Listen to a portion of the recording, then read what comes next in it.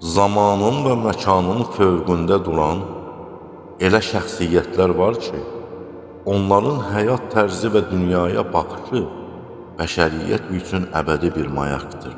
Həzrəti Muhammed sallallahu aleyhi və alihi və səlləm məhz belə bir rəhbər idi.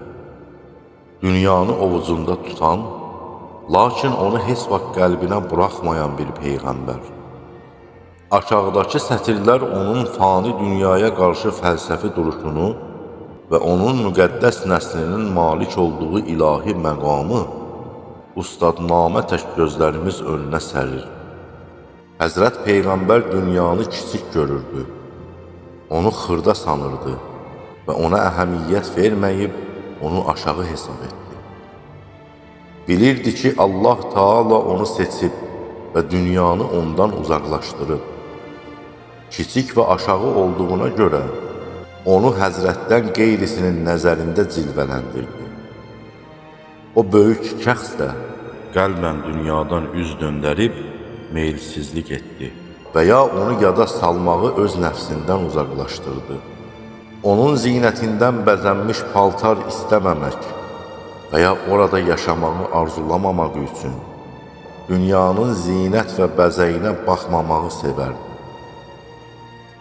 Allahın tərəfindən hökmləri təbliğ etdi, ümmətini və ardıcıllarını qorxudub öyüd nəsihət verdi. Onları müjdələyərək behiştə dəvət etdi. Peyğəmbərlik cəzərəsindənik, ilahi risalət və sifarişin endiyi, mələklərin gedib gəldiyi bir xanedandanıq. Biz mərifət və bilik mədənləri, hikmət çeşmələriyik. Bizim dost və yarlarımız ilahi rəhmətin intizarındadırlar. Düşmən və bədxahlarımız Allahın qəzəbinə hazırdır. Unutmayaq ki, buludlar nə qədər yüksəkdə olsa da, onlara həyat verən və varlıq dənizinə qovuşduran yeganə güc, göylərdən süzülən o saf və ilahi nurun özüdür.